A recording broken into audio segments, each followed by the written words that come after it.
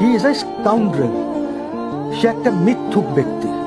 সে এই দেশকে ভালোবাসে না, সে মিথ্যা কথা বলতে ভালোবাসে। ওর সম্বন্ধে আমি কি বলবো? He is a tout of the international, highest international অর্ডারের tout. He is a fraud. ওনার সম্বন্ধে আমি কি বলতে পারি? আর আমি তো ওনাকে যেদিন উনি বসেছেন সেদিন থেকেই ওনাকে ফ্রড বলছি। আমি আজকে প্রথম বলছি না, হয়তো স্কাউন্ড্রেল আজকে প্রথম বলছি, বাট ফ্রড আমি সবসময় বলেছি। উনি কি করেছেন দেশের জন্য? টেলমি। দেশকে ধ্বংস করা ছাড়া দেশের বাণিজ্য ব্যবসা সব ধ্বংস করেছেন, দেশের আইন ব্যবস্থাকে ধ্বংস করেছেন, মব সৃষ্টি করেছেন দেশে, রুল অফ ল যেটা নিয়ে আমরা এত চিন্তা করি ওইটা ধ্বংস করেছেন। উনি কি দিয়েছেন দেশকে? উনি শুধু নিয়েছেন।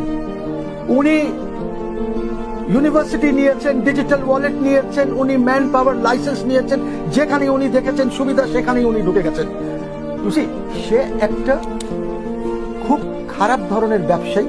ইভেন তার বাসা যেটা গুলশানে আছে সেটা ট্রাস্টের নামে, ফ্যামিলি ট্রাস্টের নামে 9 কোটি টাকা দিয়ে উনি কিনেছেন।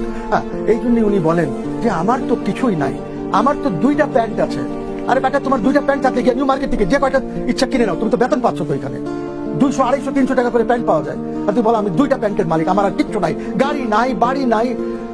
আমি ননসেন্স অফ আ ম্যান। এই দেশে কে ওনাকে এনেছে? They should be hanged.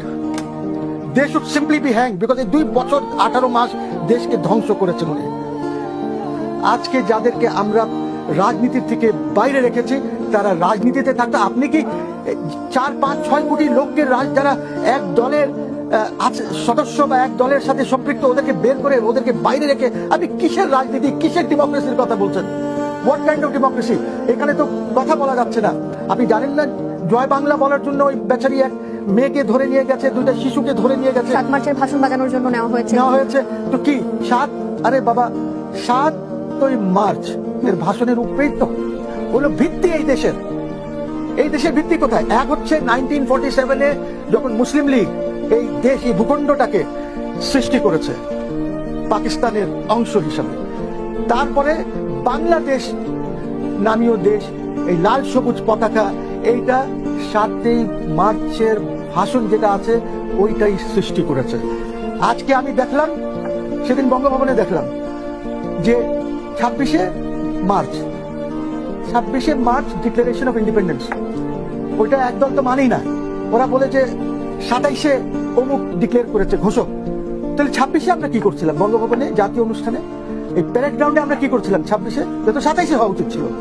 আমরা মানলাম যে 26শে ঘোষণাটা হয়েছে, কিন্তু বঙ্গভবনে দেখলাম যিনি ঘোষণা দিয়েছিলেন ওনার ছবি নাই।